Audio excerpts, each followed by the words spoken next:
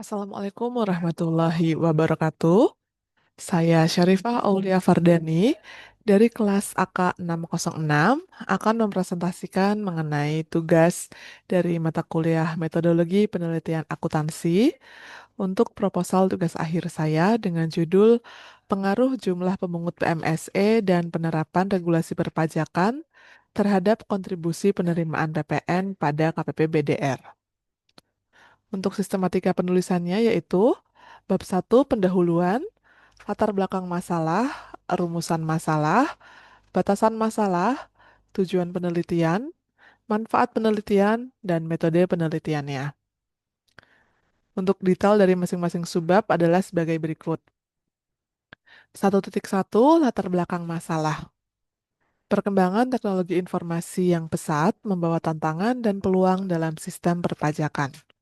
Pemerintah Indonesia merespon hal ini dengan menetapkan pengenaan PPN PMSE sebagai solusi atas permasalahan ekonomi digital. Implementasi kebijakan PPN PMSE ini menunjukkan hasil positif dengan tren penerimaan yang meningkat tajam. Namun, kontribusinya terhadap total penerimaan masih relatif kecil. Hal ini menunjukkan efektivitas kebijakan perlu dievaluasi lebih lanjut. Berdasarkan data transaksi digital yang mencapai 638 triliun rupiah, sedangkan pungutan PPN hanya sekitar 616 miliar rupiah atau sekitar 1%-nya saja, mengindikasikan bahwa potensi penerimaan belum tergarap secara optimal. Jumlah pelaku usaha luar negeri yang ditunjuk sebagai pemungut PMSE terus meningkat, namun berbagai tantangan masih harus dihadapi. Oleh karena itu, dua faktor penting yang diduga mempengaruhi kontribusi penerimaan PPN atas PMSE adalah jumlah pemungut PMSE dan penerapan regulasi perpajakan digital. Penambahan jumlah pemungut ini diharapkan dapat meningkatkan cakupan pemungutan PPN sehingga regulasi yang jelas, memperkuat kepastian hukum, dan meningkatkan kepatuhan pajak. Untuk sebab berikutnya yaitu rumusan masalah. Ada 3 rumusan masalah yaitu terdapat ketimpangan antara pertumbuhan jumlah pelaku usaha luar negeri yang ditunjuk sebagai pemungut PMSE dengan kontribusi penerimaan PPN atas PMSE.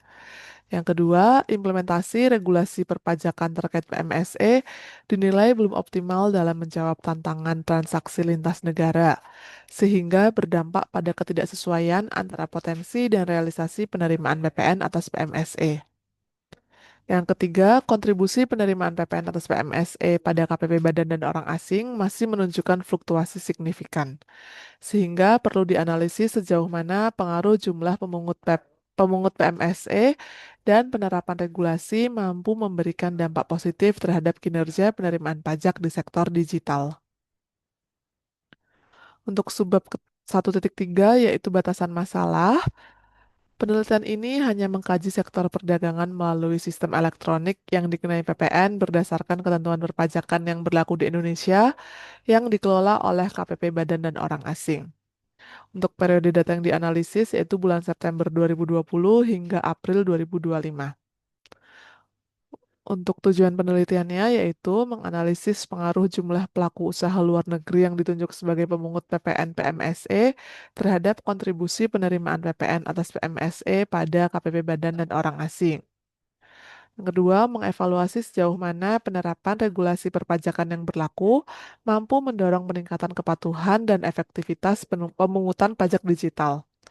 Yang ketiga, mengkaji secara simultan pengaruh kedua variabel tersebut dalam meningkatkan kontribusi penerimaan pajak sektor digital guna memberikan rekomendasi kebijakan yang relevan bagi optimalisasi penerimaan PPN dari aktivitas ekonomi digital. Subbab 1.5 manfaat penelitian ada 3 yaitu manfaat teoritis, manfaat praktis, juga manfaat kebijakan. Untuk subbab 1.6 metode penelitiannya, penelitian ini menggunakan pendekatan kuantitatif dengan teknik regresi linear berganda. Adapun hipotesis yang diajukan yaitu H1 jumlah pemungut PMSE berpengaruh positif terhadap kontribusi penerimaan PPN atas PMSE.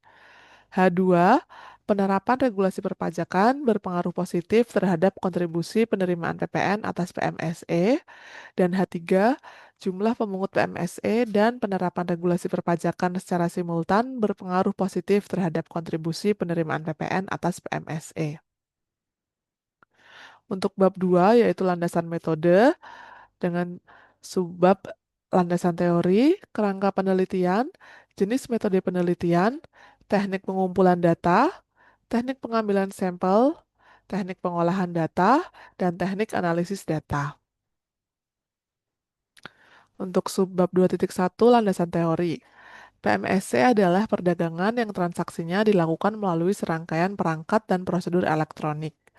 Pemungut PMSE ini berkewajiban untuk memungut, menyetorkan, dan melaporkan PPN PMSE untuk setiap masa pajak, paling lambat akhir bulan berikutnya setelah masa pajak berakhir. Hal ini bertujuan untuk menciptakan keadilan antara pelaku usaha konvensional dan digital, serta meningkatkan basis penerimaan negara. Untuk kontribusi penerimaan negara mengacu pada persentase pendapatan negara dari sektor PMSE dibandingkan dengan total penerimaan PPN. Menurut data DJP, kontribusi PPN PMSE terus meningkat setiap tahun sejak tahun 2020. Hal ini menunjukkan bahwa pajak digital menjadi salah satu sumber penerimaan strategis di era ekonomi berbasis teknologi. 2.2 Kerangka penelitian, yaitu kombinasi antara bertambahnya pemungut PMSE dan penerapan regulasi yang tepat, dihipotesiskan memiliki pengaruh secara parsial maupun simultan terhadap peningkatan kontribusi PPN atas PMSE di KPP Badan dan Orang Asing. Penelitian ini ingin menguji secara empiris bagaimana jumlah pemungut PMSE atau X1 dan penerapan regulasi perpajakan atau X2 berpengaruh terhadap kontribusi penerimaan PPN atas PMSE atau variabel Y. Untuk 2.3 jenis metode penelitian. Penelitian ini menggunakan jenis penelitian dengan metode penelitian kuantitatif untuk mengukur seberapa besar pengaruh pemungut PMSE dan penerapan regulasi mempengaruhi kontribusi penerimaan PPN atas PMSE. Untuk teknik pengumpulan datanya menggunakan data sekunder yang berasal dari DJP. 2.5 untuk teknik pengambilan sampelnya, untuk sampel yang akan digunakan sebanyak 52 bulan penelitian. 2.6 Teknik pengolahan data. Setelah seluruh data terkumpul, akan dilakukan proses pengolahan data dengan menggunakan alat bantu olah berupa Microsoft Excel untuk pengolahan awal dan aplikasi SPSS sebagai alat analisis kuantitatif guna menguji hubungan antar variabel dalam penelitian. Untuk subbab 2.7, teknik analisis data. Analisis data menggunakan metode regresi linear berganda untuk mengetahui variabel independen terhadap variabel dependen. Sebelum melakukan regresi, dilakukan uji asumsi klasik meliputi uji normalitas, uji multikolinearitas, uji heteroskedasitas, dan uji autokorelasi untuk memastikan validitas model. Selanjutnya dilakukan uji signifikansi yang terdiri dari uji parsial atau uji T, uji simultan atau uji F, dan penghitungan koefisiensi determinasi atau R2 guna mengukur tingkat kontribusi variabel independen terhadap variabel dependen dalam penelitian ini. Demikian presentasi saya. Terima kasih. Wassalamualaikum warahmatullahi wabarakatuh.